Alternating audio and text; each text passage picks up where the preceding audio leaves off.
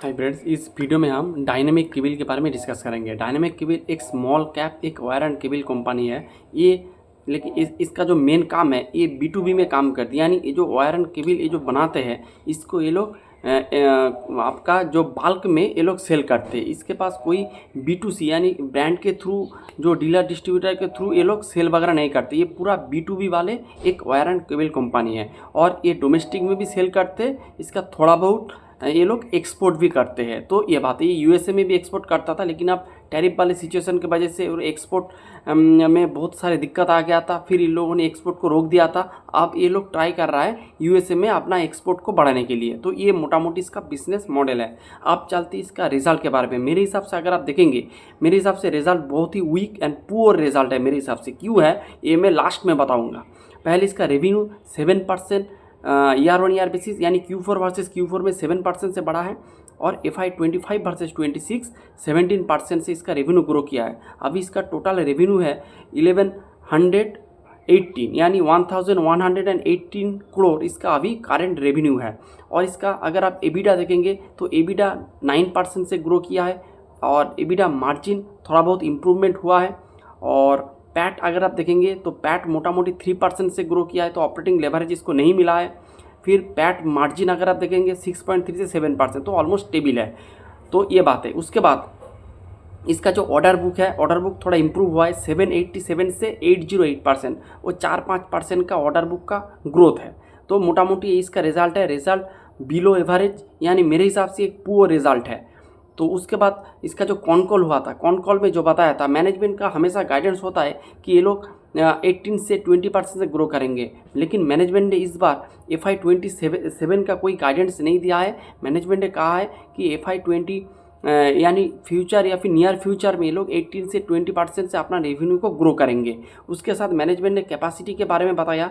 उसका जो capacity Q4 के एंड में आना था, लेकिन उसका 6 मंथ का डिले हो गया है। अभी वो कैपेसिटी आएंगे FY26 के सितंबर मंथ में। तो इसका अगर आप देखेंगे, इसका जो पुराना वाला जो कैपेसिटी है वो ऑलमोस्ट 80-90% से अभी काम कर रहा है, लेकिन उसका यूटिलाइजेशन ऑलमोस्ट 80-90% में चल रहा है। तो इसका नया वाला कैपेसिटी अगर 6 मंथ डिले हो जाएंगे तो इसका इफेक्ट इसका रेवेन्यू में आ सकता है, और इसका रेवेन्यू में भी इसका इफेक्ट आ रहा है मेरे हिसाब से।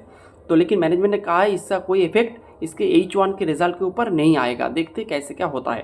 तो उसके बाद मैनेजमेंट ने बताया कि इसका ग्रीनफील्ड प्रोजेक्ट जो आ रहा है तो उसके बारे में बताया। ऐसा कोई और कुछ नोटिफाई करने वाले वैसे बताया नहीं है। लेकिन अब मैं बताता हूँ इसका रिजल्ट मेरे को क्यों बिलो एवरेज या फिर पुअर लगता है। अगर आप देखेंगे इस सेगमेंट में जो 3 बड़े बड़े कंपनी है, एक है आपका पॉलीकैप, दूसरा है डायनामिक, दूसरा है KEI, और तीसरा है आपका RR cable.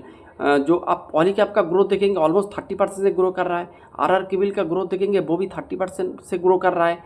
KEI industry grow कर रहा है ऑलमोस्ट 20% से। उसका नया वाला एक कैपेक्स आ रहा है सानंद पे, फिर उसका जो ग्रोथ और भी बढ़ सकता है। अभी भी वो 20% से ग्रो करता है। तो एक डायनामिक केबल एक छोटे कंपनी है। इसका मार्केट कैप अगर आप देखेंगे ऑलमोस्ट 1400 करोड़ या फिर 1500 करोड़ के लगभग होगा। तो इस तरह का छोटे मार्केट कैप के ऊपर भी आप देखेंगे इसका ग्रोथ है इस क्वार्टर में 7% और FY26 में 17%। तो मेरे हिसाब से इसको और भी तेज़ दौड़ लगाना चाहिए था। इसका ग्रोथ मिनिमम 40% होना चाहिए था, लेकिन मेरे हिसाब से ये ग्रोथ बहुत ही बिलो एवरेज ग्रोथ है। अगर आप देखेंगे इसको, अगर आप लॉन्ग टर्म से ट्रैक करते हो आपको पता होगा, मैं इसको ऑलमोस्ट 1.5 साल के ऊपर से ट्रैक कर रहा हूँ। एक टाइम में मेरे पोर्टफोलियो में भी था जब इसका ग्रोथ था 30-40% में ग्रोथ करता था, लेकिन अगर आप देखेंगे इसका ग्रोथ धीरे धीरे नीचे की दिशा में आ रहा है। अगर आप देखेंगे पहले 40% से ग्रोथ करता था, फिर 30, फिर 20, अब तो बिलो 20 आ चुका है इसका ग्रोथ। तो मेरे हिसाब से नंबर बिलो एवरेज नंबर है। तो इस रिज़ल्ट के साथ मैं एकदम ही खुश नहीं हूँ। उसके साथ और एक बात, इसका वैल्यूएशन आपको देख के लग सकता है कि ये तो 1670 इसका फॉरवर्ड पी है, लेकिन आपको उस तरह से देखना नहीं है। पी सस्ता हो रहा है क्योंकि स्टॉक परफॉर्म नहीं कर रहा है, स्टॉक प्राइस घट रहा है। अगर स्टॉक अच्छे से परफॉर्म करता, जैसे पॉलीकैप कर रहा है, KEI कर रहा है, RR कर रहा है, लेकिन तभी उसका कभी भी इसका पी इतना सस्ता नहीं मिलता। अगर उस तरह का ग्रोथ के ऊपर इस तरह का लो वैल्यूएशन मिलता तो मैं इसको अपने पोर्टफोलियो में ऐड करता, लेकिन इसको पोर्टफोलियो में ऐड करने का कोई सेंस ही नहीं बनता है मेरे हिसाब से। मैं तो इसको अब 1-2 क्वार्टर के बाद वॉच लिस्ट से भी बाहर कर दूंगा। अगर आपको छोटे कंपनी लेना है, बहुत सारे कंपनी है, जैसे आपका एक वी मार्क इंडिया करके कंपनी था जिसका मैंने एक वीडियो भी बनाया है, 100% से ग्रो कर रहा है, कैपेसिटी एक्सपांसन हो रहा है। पहले कह रहा था हम लोग 2 लाख किलोमीटर से ये 2 लाख किलोमीटर से ये लोग बढ़ा के 7 लाख किलोमीटर करेंगे, आप कह रहे हैं हम 7 लाख नहीं 10 लाख करेंगे। इस तरीके से ग्रो कर रहा है। पूरा वायर एंड केबल के मार्केट में पूरा बूम चल रहा है, लेकिन ये मरा पड़ा हुआ है। तो इस स्टॉक्स मेरे को एकदम ही अच्छा नहीं लगता, मेरे हिसाब से पुअर रिजल्ट है। तो यही था पूरा discussion. Hope you like the video, thanks for watching the video.